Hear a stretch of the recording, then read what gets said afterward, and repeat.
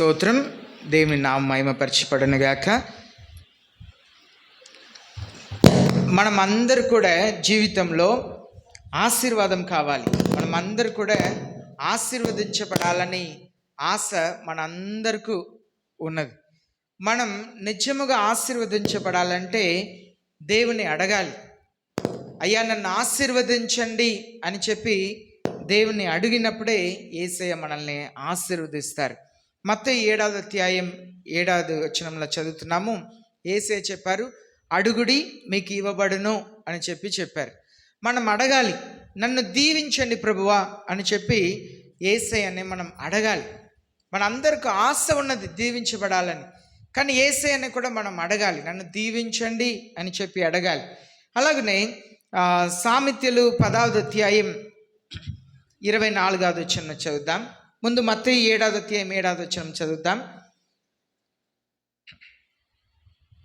అడుగుడి మీకు ఇయ్యబడును, వెదకుడి మీకు దొరుకును, తట్టుడి మీకు తీయబడును. అడుగు ప్రతివాడును పొందును, వెదకువానికి దొరుకును, తట్టువానికి తీయబడును. చూడండి, అడిగే ప్రతివారు పొందుకుంటారంట. మనం అడగాలి, దేవుని అడగాలి. నన్ను ఆశీర్వదించండి ప్రభు అని చెప్పి అడగాలి. అడిగే ప్రతివారు పొందుకుంటారంట. అలాగనే సామెతలు 10వ అధ్యాయం 24వ వచనం చదువుదాం. సామెతలు 10. భక్తిహీనుడు దేనికి భయపడును, అదే వారి మీదకి వచ్చును. నీతిమంతులు ఆశించినది వారికి దొరుకును. నీతిమంతులు ఆశించినది వారికి దొరుకును. నీతిమంతులు ఆశించాలి. ఏ ఆశించాలి? నేను ఆశీర్వదించబడాలని ఆశించాలి. నీతిమంతులు ఆశించినది వారికి దొరుకును. మనం నిజముగా నీతి కలిగిన జీవితం జీవించి ఆశిస్తే యేసయ్య దాన్ని అనుకరిస్తారంట. అలాగే 91వ కీర్తన 15వ వచనం చదువుదాం. 91:10-15. అతడు నాకు మొర్ర పెట్టగా నేను అతనికి ఉత్తరం ఇచ్చేదను, శ్రమలో నేను అతనికి తోడై ఉండేదను. అతను నాకు మొర్ర పెట్టగా అతనికి నేను ఉత్తరం ఇచ్చేదను. మనం అడగాలి, యేసయ్యని అడగాలి. ఏమని అడగాలి? నన్ను దీవించండి ప్రభువా, నన్ను ఆత్మీయంగా దీవించండి, నన్ను ఆరోగ్యపరంగా దీవించండి, నన్ను ఆర్థికంగా దీవించండి. మనం యేసయ్యని ఏది అడుగుతున్నామో అదే యేసయ్య మనకు అనుకరిస్తారు. మనం 1 Chronicles 1 దినవృత్తాంతం 4వ అధ్యాయం 10వ వచనం చదువుదాం. 1 దినవృత్తాంతం 4వ అధ్యాయం 10వ వచనం చదువుతాం. నీవు 9-10 చదువుతాం. యెబ్బేజు తన సహోదరుల కంటే ఘనము పొందిన వాడై ఉండెను. వేదన పడి ఇతన్ని కంటినని అతని తల్లి అతనికి యెబ్బేజు అని పేరు పెట్టెను. యెబ్బేజు ఇశ్రాయేలీయుల దేవుని గూర్చి మొర్రపెట్టి, నీవు నన్ను నిశ్చయముగా ఆశీర్వదించి నా సరిహద్దును విశాలపరచి నీ చెయ్యి నాకు తోడుగా ఉండ దయచేసి నాకు కీడు రాకుండా దానిలో నుండి నన్ను తప్పించుము అని ప్రార్థింపగా దేవుడు అతడి మనవి చేసిన దానిని అతనికి దయచేసాను. ఇప్పుడు జబ్బేసు, తెలుగులో జబ్బేసు ఏ అడుగుతున్నారంటే నన్ను దీవించండి అని అడుగుతున్నారు. దేవుణ్ణి దీవించమని అడుగుతున్నారు. వాళ్ళ తల్లి చాలా నొప్పితో ఆయన్ని కనిందంట. కనుక జబ్బేసు అంటే దానికి పేరు అర్థం ఏంటంటే వేదన పుత్రుడు. చాలా వేదనతో కనిందంట. కానీ ఆయన ప్రార్థన చేస్తున్నాడు. ఎప్పుడంటే వాళ్ళు బబిలోన్ దేశంలోకి చెరపట్టి వెళ్ళిన తర్వాత యూదా గోత్రముల నుండి అన్ని గోత్రాలు ప్రజలందరూ కూడా తిరిగి వస్తున్నారు ఇశ్రాయేల్ దేశంకు. అప్పుడు ఎజ్రా ఈ విషయంని రికార్డ్ చేస్తున్నారు. అప్పుడు రాజస్థానంలో యాబేసు ఉన్నారు. ఈ యాబేసు రాజుగా ఉండి ఇశ్రాయేల్ ప్రజల్ని నడిపిస్తున్నారు. ఆ సమయంలో చేయబడిన ప్రార్థన ఇది. ఏమని ప్రార్థన చేస్తున్నారు? దట్ అయ్యా నన్ను మీరు దీవించండి. 4 విషయంలో అడుగుతున్నారు. ఏం అడుగుతున్నారు చూడండి. నిశ్చయముగా ఆశీర్వదించి నన్ను మీరు నిశ్చయముగా ఆశీర్వదించాలి. నాకు ఆశీర్వాదం కావాలి. రెండవది నా సరిహద్దుల్ని విశాలపరచండి. మూడవదిగా మీ చెయ్యి నాకు తోడు ఉండాలి. 4వదిగా కీడు రాకుండా దానిలో నుండి నన్ను తప్పించు. కీడు రాకుండా దానిలో నుండి నన్ను తప్పించండి. మనం యేసయ్యని అడగాలి. నన్ను మీరు ఆశీర్వదించాలి ప్రభువా, నేను దీవించబడాలి ప్రభువా. మనం చాలాసారి దేవుణ్ణి అడగము, నన్ను దీవించండి అని అడగము, నన్ను ఆశీర్వదించండి అని అడగము. వాళ్ళు బబిలోన్ దేశం నుండి విడుదల పొంది వచ్చిన తర్వాత, అయ్యా నన్ను దీవించండి, నా సరిహద్దుల్ని విశాలపరచండి. ఆయన తన కొరకు ప్రార్థన చేయట్లేదు, ఆ ప్రాంతంలో ఉన్న ఆ ఇశ్రాయేల్ ప్రజల కొరకు ప్రార్థన చేస్తున్నారు. మీ చేయి నాకు తోడు ఉండాలి, మీరు నాకు తోడు ఉండాలి ప్రభువా, నా సరిహద్దులను విశాలపరిచి నాకు మీరు తోడుగా ఉండాలి, నన్ను కీడు నుండి మీరు కాపాడాలి. మనం కూడా దేవుని సన్నిధిలో ఇదే మనం ప్రార్థన చేయాలి. అయ్యా నన్ను ఆశీర్వదించండి, మీరు నాకు తోడు ఉండండి, నా సరిహద్దులను విశాలపరచండి, కీడు నుండి నన్ను తప్పించండి. మనం యేసయ్యని అడగకపోతే మనం పొందుకోలేం. మనం మొదటి దినవృత్తాంతం 2వ అధ్యాయం 55వ వచనంలో చదువుతున్నాము. మొదటి దినవృత్తాంతం 2వ అధ్యాయం 55వ వచనంలో, ఎబ్బేజులో కాపురమున్న లేఖకుల వంశములైన తిరాతీయులను, షిమ్యాతీయులను, సుకోతీయులను, వీరు రేకాబు ఇంటి వారికి తండ్రి అయిన హహాతు వలన పుట్టిన కెనీయుల సంబంధులు. చూడండి, the families of scribes who lived at Jabez. అనగా ఆయన ఏమని ప్రార్థన చేశాడు? నా సరిహద్దుల్ని విశాలపరచమని ప్రార్థన చేశాడు. అది జరిగింది. ఇది ఎస్రా ఈ మొదటి దినవృత్తాంతంని రాసినప్పుడు ఆయన చెప్తున్నారు, జాబేస్ ప్రార్థన చేసినట్లుగానే దేవుడు తన సరిహద్దుల్ని విశాలపరిచారంట, ఆయన్ని ఆశీర్వదించారంట. మనం దేవుని పిల్లలు దేవుని సన్నిధిలో అడగాలి, నన్ను ఆశీర్వదించండి ప్రభువా, నాకు ఆశీర్వాదం కావాలి. నీతిమంతులు ఆశల్ని ఆయన నెరవేరుస్తారంట. మనకు ఆశ ఉండాలి. రెండవదిగా యాకోబు కూడా దేవుణ్ణి నన్ను ఆశీర్వదించండి అని చెప్పి ప్రార్థన చేశారు. ఆదికాండం 32వ అధ్యాయం 26వ వచనంలో చదువుతున్నాము. ఆదికాండం 32వ అధ్యాయం 26వ వచనం. ఆయన తెల్లవారుచున్నది గనుక నన్ను పోనిమ్మనగా అతడు, నీవు నన్ను ఆశీర్వదించితేనే గాని నిన్ను పోనీయనెను. ఇక్కడ మనం చూస్తున్నాము, యాకోబు వాళ్ళ అన్న 400 మందితో వస్తున్నాడు. ఆ మాటని తెలుసుకున్న వెంటనే వాళ్ళ పని వాళ్ళు ముందే వెళ్ళి చూస్తున్నారు, పరిస్థితులు బాగుందా, వెళ్ళవచ్చా, ఎక్కడ వెళ్ళాలి. 400 మందితో రావటం చూసి భయపడి వచ్చి చెప్తున్నాడు, మీ అన్నయ్య 400 మందితో వస్తున్నారు. ఎందుకంటే తనకు ఎప్పుడైనా తన తమ్ముడు యాకోబుని చంపేస్తానని చెప్పాడు. కనుక ఆయన ఏం చేశాడంటే, ముందు తన భార్యల్ని అనగా ఉపపత్నుల్ని ముందుగా పంపించి, వారి పిల్లల్ని పంపించి, మరలా లేయాన్ని వారి పిల్లల్ని పంపించి, చివరిగా తను ప్రేమించే రేచల్ని బిడ్డని అక్కడ పెట్టుకొని ఆయన ఒంటరిగా ఒక చోట్లో ఉన్నాడంట. ఒంటరిగా రాత్రి అంతా కూడా దేవునితో పోరాడారంట. తెల్లారుతున్న సమయంలో దేవుడు చెప్తున్నారు, నేను వెళతాను అంటే దేవుని పట్టుకున్నాడు. దేవుని పట్టుకొని నన్ను ఆశీర్వదిస్తే తప్ప నేను మిమ్మల్ని వదిలిపెట్టను అని చెప్పి ఆయన గట్టిగా దేవుని పట్టుకున్నారంట. హోసియా గ్రంథం 12వ అధ్యాయం 4వ వచనం చదువుదాం. హోసియా గ్రంథం 12వ అధ్యాయం 4వ వచనం చదువుదాం. తీసి చదవండి మా. హోసియా గ్రంథం 12వ అధ్యాయం 4వ వచనం చదువుదాం.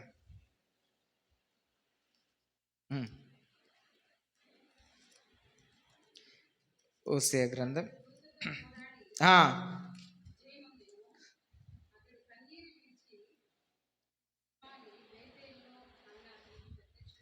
మరలా చదువుదాం, బిగ్గరగా చదువుదాం.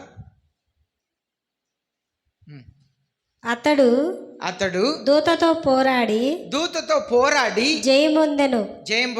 అతను కన్నీరు విడిచి అతను బ్రతిమలాడెను. బేతేలులో ఆయన అతనికి ప్రత్యక్షమాయెను. ఇక్కడ చూడండి, ఆయన రాత్రి అంతా దేవునితో పోరాడాడంటే పోరాడి గెలిచారంటే ప్రార్థన చేస్తున్నాడు, కన్నీళ్లు విడిచి ప్రార్థన చేస్తున్నాడు. అయ్యా తెల్లారితే నా అన్నయ్య వచ్చేస్తాడు, 400 మందితో వచ్చేస్తాడు, నా భార్య పిల్లలందరినీ చంపేసి నన్ను చంపేసి ఆస్తి అంతా తీసుకెళ్ళిపోతాడు. అయ్యా నేను మరణించుట నన్ను అనుమతించబోతున్నారు. రాత్రి అంతా పోరాడుతున్నాడంట. నా అన్నతో మాట్లాడండి, నాకు కీడు జరగకుండా కాపాడండి. రాత్రి అంతా పోరాడారంట. పోరాడటం అంటే దేవుని సన్నిధిలో ప్రార్థన చేస్తున్నాడు, దేవుని పట్టుకున్నాడంట. దేవుడు ఏమంటున్నారు? నన్ను వదిలిపెట్టు. ఆదికాండం 32వ అధ్యాయంలో తెల్లారుతున్నప్పుడు నన్ను వెళ్ళనిమ్ము అంటున్నారు. వెళ్ళనిమ్ము అంటే వెళ్ళనీయట్లేదంటే ఆయన ఏం చేస్తున్నాడు చూడండి. నీవు నన్ను ఆశీర్వదించితేనే గాని. ఇప్పుడు దేవుడు చెప్తున్నారు తెల్లారింది, నన్ను వెళ్ళని అని చెప్తున్నారు. వెళ్ళని అని చెప్తున్నప్పుడు వెళ్ళనీయకుండా ఉన్నారంటే దేవుని పట్టుకున్నాడు, దేవుని కాళ్ళని పట్టుకున్నాడు. దేవుడు చెప్తున్నారు, అయ్యా తెల్లారింది, నన్ను వెళ్ళని, నేను వెళుతాను అంటున్నారు. కానీ దేవుని కాళ్ళని గట్టిగా పట్టుకున్నాడు. నన్ను ఆశీర్వదిస్తే తప్ప నేను మిమ్మల్ని వదిలిపెట్టను. 26వ వచనంలో దేవుడు చెప్తున్నారు, లెట్ మీ గో. చదవండి 26. తెల్లవారుచున్నది గనుక నన్ను పోనిమ్మనగా అతడు, నీవు నన్ను ఆశీర్వదించితేనే గాని నిన్ను పోనీయనెను. ఇప్పుడు నన్ను పోని అంటున్నారు. ఈయనేమో మీరు నన్ను ఆశీర్వదిస్తే తప్ప నేను పోనీయను అంటున్నారు. అంటే దానికి అర్థం ఏంటి? దేవుని పాదంని పట్టుకున్నాడు. దేవుని పాదంని పట్టుకొని హోసేయ 12వ అధ్యాయం 4వ వచనంలో ఏమని చదివాము? దూతతో పోరాడి జయమొందెను. ఆయన కన్నీళ్లు విడిచి అతని బ్రతిమలాడారంట. కాళ్ళని పట్టుకున్నాడు, దేవుని కాళ్ళని పట్టుకొని కన్నీళ్లు విడిచి బ్రతిమలాడుతున్నారు. నన్ను ఆశీర్వదిస్తే తప్ప నేను పోనీయను, నన్ను ఆశీర్వదిస్తే తప్ప నేను పోనీయను. దేవుని సన్నిధిలో మనం అలాగే అడగాలి, నన్ను ఆశీర్వదించండి ప్రభువా. దేవుని పాదంని పట్టుకోవాలి, దేవుని కాళ్ళని పట్టుకోవాలి, దేవుని పాదంని పట్టుకొని నన్ను ఆశీర్వదించండి ప్రభువా, నాకు మీ ఆశీర్వాదం కావాలని దేవుని అడగాలి. దేవుని మనం ఎలా అడగాలంటే, ఒక తండ్రిని పిల్లలు స్వాతంత్రముతో అడుగుతారు కదా. ఒకవేళ తండ్రి ఇవ్వను అని చెప్తే అమ్మాయిలు అయితే 2 చుక్క కన్నీళ్ళు కార్చి మొహం మారిస్తే తండ్రి వెంటనే పని కూడా మానేసి అయ్యో ఏడ్చేసిందే చేసేయాలి, మనసు మారిపోయింది. మనం తండ్రిని అడిగేటట్లుగా అడగాలి. దేవుని చూడండి, యెహోషువ గ్రంథం 15వ అధ్యాయం 19వ వచనంలో చదువుతున్నాము. కాలేపుకు ఆస్తులంతా కూడా యెహోషువ ఇచ్చేశారు. ఇప్పుడు కాలేపు తన కుమార్తెకి వివాహం చేస్తున్నారు. కాలేబ్ తన కుమార్తె అక్సాకి వివాహం చేస్తున్నారు. కాలేబ్ తమ్ముడు కుమార్తెని వివాహం చేసుకుంటే ఇప్పుడు అక్సా కాలేబ్ భార్య ఏం చెప్తుందంటే, కాలేబ్ కుమార్తె ఏం చెప్తుందంటే భర్త దగ్గర చెప్తుంది, ఇదిగో నా తండ్రిని నువ్వు బహుమానం అడుగు అని చెప్తుంది. ఆయన అయితే అడగట్లేదు. వెంటనే ఆమె ఏం చేసిందంటే ఆ గుర్రం నుండి దిగిన వెంటనే తండ్రి అడుగుతున్నారు, ఏంటమ్మా ఏం కావాలి? చదవండి. నీకేమి కావాలనని ఆమెను అడిగాను. దానికి ముందున వచనం కూడా చదవండి. మరియు ఆమె తన పెనిమిటి ఇంటికి వచ్చినప్పుడు తన తండ్రిని ఒక పొలం అడుగుమని అతనిని ప్రేరేపించెను. చూడండి, భర్తని అడగమని చెప్తుందంట. అడగండి, మా నాన్నని అడగండి, మా నాన్నని అడిగితే ఇస్తారు, అడగండి అని చెప్పి భర్తని అడగమని చెప్తుందంట. ఆమె గాడిదను దిగగా కాలేబు ఆమెను చూచి నీకేమి కావాలనని ఆమెను అడిగాను. అందుకామె, నాకు దీవెన దయచేయము, నీవు నాకు దక్షిణ భూమి ఇచ్చి ఉన్నావు గనుక నీటి మడుగులను నాకు దయచేయమనగా అతడు ఆమెకు మెరక మడుగులను పల్లపు మడుగులను ఇచ్చాను. ఇప్పుడు చూడండి, భర్తని పెనిమిటిని అడగమంటుంది. అడగండి, మా నాన్నని అడగండి, మా నాన్నని అడిగితే ఇస్తారు అంటే ఆయన అడగట్లే. ఆయన అడగకుండా మౌనంగా ఉంటే నేనే అడుగుతాను పో అని చెప్పి గుర్రం నుండి దిగి నాకు ఒక దీవెన కావాలి. దిగిన వెంటనే తండ్రి అడుగుతున్నారు, ఏంటమ్మా ఏం కావాలి అని అడిగితే నాకు దీవెన కావాలి అని చెప్పి అడిగింది. వెంటనే ఆమె అడిగిన దాన్ని వాళ్ళ తండ్రి ఇచ్చేస్తారంట. అదే మనం చూస్తున్నాం. అడిగిన ఆశీర్వాదంని, దీవెనని ఆ స్థలం అంతా కూడా ఆమెకు ఇచ్చేశారంట. ఒక తండ్రితో అడిగేటట్లుగా మన దేవుని పిల్లలు దేవుని అడగాలండి. దేవుని అడిగితేనే ఆశీర్వాదం వచ్చింది. అడగక మౌనంగా ఉంటే ఆశీర్వాదం రాదు. బైబిల్ గ్రంథంలో ఒక హెచ్చరికను చూస్తున్నాం. ఒక వ్యక్తి తండ్రినే ఆశీర్వాదం అడిగాడు, కానీ తనకు ఆశీర్వాదం దొరకలేదు. ఆయన పేరు ఏసావు. హెబ్రీ పత్రిక మనం చూస్తున్నాం, ఆదికాండం 27వ అధ్యాయం 38వ వచనంలో తండ్రి దగ్గర అడుగుతున్నారు, అయ్యా నా కొరకు ఒక్క ఆశీర్వాదం మీరు ఉంచలేదా? నన్ను కూడా ఆశీర్వదించండి ప్రభువా, నన్ను కూడా ఆశీర్వదించండి తండ్రిని చెప్పి బ్రతిమలాడుతున్నాడు. చదువుతాం, ఆదికాండం 27:38. ఏశావు, నా తండ్రి నీ యొద్ద ఒక్క దీవెనయే ఉన్నదా? నా తండ్రి నన్ను కూడా దీవించుమని తన తండ్రితో చెప్పి ఏశావు ఎలుగెత్తి ఏడవగా అతని తండ్రి అయిన ఇస్సాకు నీ నివాసం ఈ వెలుగెత్తి ఏడ్చారంట, నన్ను కూడా దీవించండి ప్రభువా, నా తండ్రి నన్ను కూడా దీవించండి. హెబ్రీ పత్రిక 12వ అధ్యాయం 6వ వచనం చదువుతాం.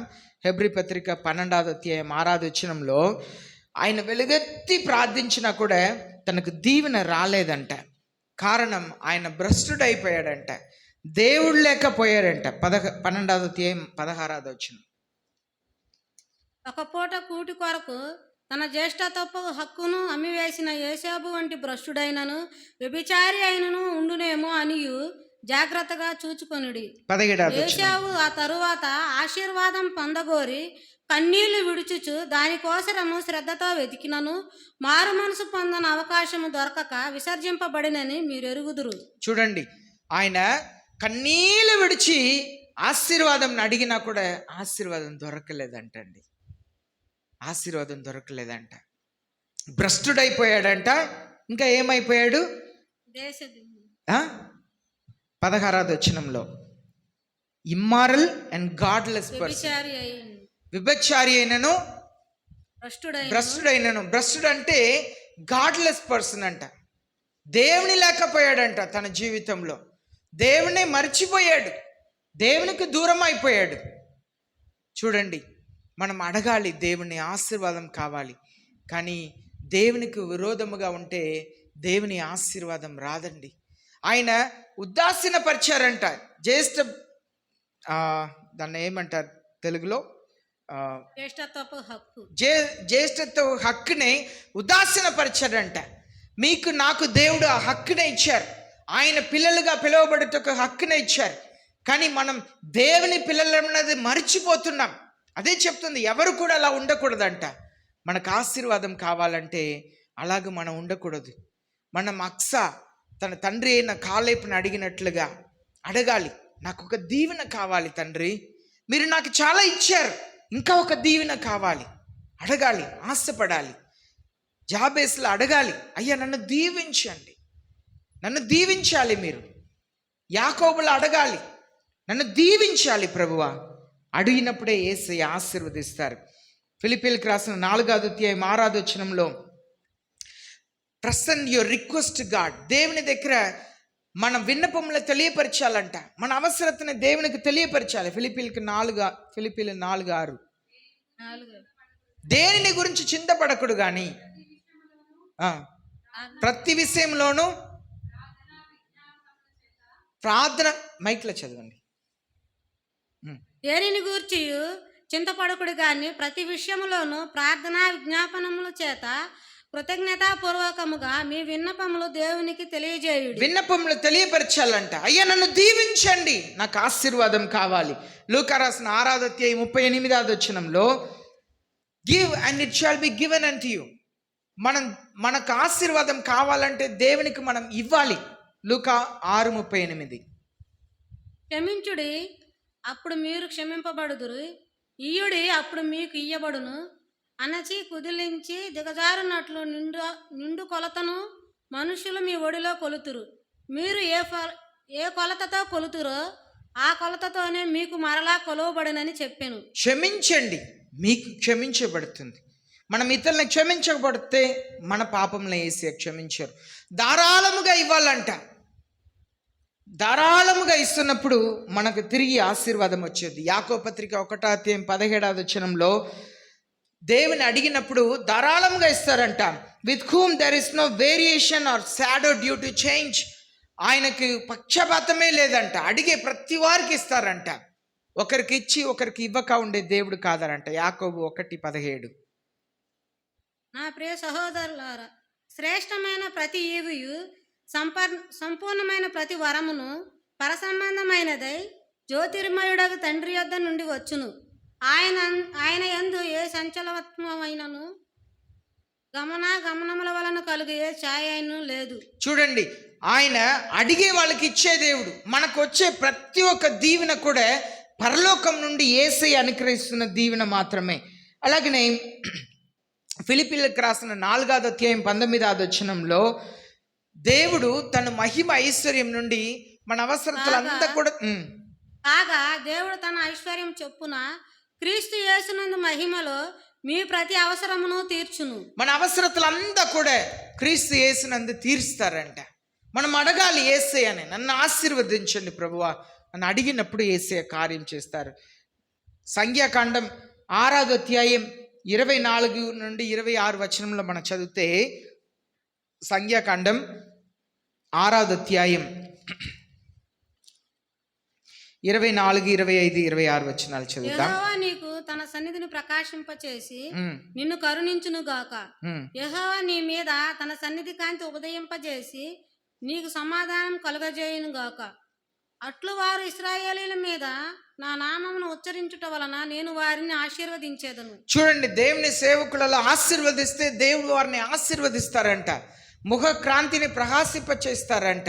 వారికి దీవెనల్ని, ఆశీర్వాదం దయచేస్తారంట. మనకు కావలసిందా కూడా దేవుని సన్నిధిలో మనం ప్రార్థన చేయాలి. ప్రే విత్ ఫెయిత్, విశ్వాసముతో అడగాలి. పాపముని ఒప్పుకోవాలి. Confess your sin. దేవుని సన్నిధిలో పాపముని అంగీకరించాలి. Claim God's promises. దేవుని వాగ్దానంని మనం చెప్పి అడగాలి, నన్ను ఆశీర్వదించండి. Be specific in what you ask for. మీరు అడిగే వాటికి స్పష్టంగా అడగాలి. నాకు ఇది కావాలి ప్రభువా, ఈ విషయం నాకు కావాలి. Be thankful. దేవునికి కృతజ్ఞత తెలియపరచాలి. కృతజ్ఞత మనసు కలిగి ఉండాలి. Give generously. దేవునికి ధారాళముగా ఇవ్వాలి. అప్పుడే ఆశీర్వాదం వస్తుంది. Be kind and compassionate. మనం ఇతరులతో కూడా కనికరం కలిగి, దయ కలిగి ఉన్నప్పుడు మనల్ని ఆశీర్వదిస్తారు యేసయ్య. మోకరిస్తాం, ప్రార్థన చేస్తాం. దేవుని సన్నిధిలో మోకరించి, అయ్యా నన్ను ఆశీర్వదించండి ప్రభువా, నన్ను ఆశీర్వదించండి. ఇప్పుడు వరకు నాకు ఏ కొరత లేకుండా మీరు చేశారు. నన్ను ఆశీర్వదించండి ప్రభువా. అయ్యా